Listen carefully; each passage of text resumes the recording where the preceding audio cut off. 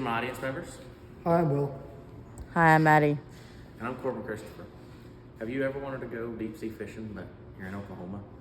Well, it might not be saltwater, but you can catch a whale. So I kind of like it. It's not really a whale, it's a fish called a paddlefish or a spoonbill as I call them. And they're a lot like a whale. This is what they look like. That's about a 45-pound one, not too big, but it was a fun fight. They eat like whales. So they'll open their mouth and they'll swim through their ball of krill or bait or whatever. And that's why you can't catch them on a hook. So today I'm gonna show you the technique you need to use to catch them. There's two of them.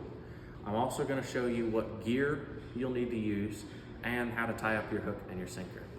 So first, the technique you're gonna need. So you got your pole. What you're gonna do is you're gonna cast out to the far side of the river, and then you're gonna reel it from slack and you're gonna pull. And you're just doing this, right? And then whenever you hook one, it'll feel like you hit a brick wall. And then the brick wall will take off, and that's how you'll know. Now, let's talk about gear. For your pole, this is a 10-foot pole. You'll want either a 10 to 14 footer, very stiff surf rod. Next, this is where there's two different techniques collide. So first off is if you're fishing from the bank, you'll want a nice 10-aught hook and about a 4 to 5 ounce sinker. You can get away with a 3, but 4 is the sweet spot. So that's what you'll need for gear unless you're fishing from a boat. Then your technique's a little different. So you tie up with this is a dipsy diver. This one's homemade. You can buy them. They work a lot better. This one will go about 35 feet. You'll tie this up at the bottom of your line. And instead of just the sinker being down there while you're trolling, because you're gonna be moving in your boat with the lines out the back, this will pull your line down about 35 feet and keep it down at the same level until your hook hits a spoonbill. I prefer bank fishing. It's a lot more fun, a lot more exercise. The fight's way better, just all around. Anyway, let me now show you how to tie up your knot. What kind of knots you're gonna need and all that. Let me get this off of here. Get that off there. Give me a little slack. There you go. Alrighty. So, you're gonna take your line and you're gonna find the flat side. See, this side's bumped up, this side's flat.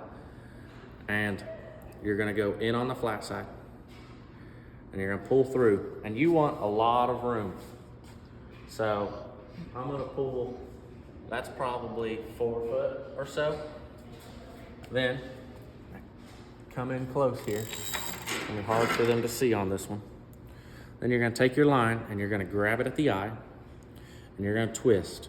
Don't overlap, that's the trick. Don't overlap or your line will cut itself. 10 times, that's 3, 4, 5, 6, 7, 8, 9, 10. Now, you pull it down, you can go all the way around if you want. And here's where it'll be a little difficult for y'all to tell. I'm gonna do it 3 times. You put your finger in and you twist to where you have this loop like that with your line crossing over the top. And then you just put that on one of your hooks and pull it in. And then you're gonna do that 3 times. That's 2. Get you a different angle, see if you can see it a little better. That's 3. Thread that on there and pull that in. Now that ain't going nowhere. Now, you're gonna come down, depending on how fast the water's moving. I like about 1 foot to 2 foot, anywhere in that range. And you're just gonna pinch, flip over, come in close here. You're gonna pinch, flip over, and then you're gonna wrap around your loop twice, and then poke your tag line through your wrap, okay? So there's that. Now, what that has made is a little slip knot. So I can open it wider or close it. Normally you'd cut this, but I didn't bring my scissors and cut off your tag, but that's okay. So then you're gonna grab your 4-ounce sinker You're gonna close up your hole. You're gonna leave the knot open, but you're just gonna make it tight so that you can poke your loop through. Okay, so now I've got the loop there. You're gonna put it around the sinker all the way up and back onto itself. And then you can just grab your main line and pull that knot in tight and tighten it down.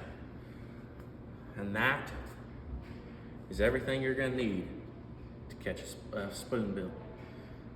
You're mainly gonna wanna do it, if you're doing my technique from the bank, you're gonna wanna do it in rivers. If you're doing the boat technique, if you do a river, you're gonna wanna zigzag, but rivers aren't always as deep, so you got more risk of snapping off. If you're doing the boat technique, the lakes work great. Hope you learned something. Thank you.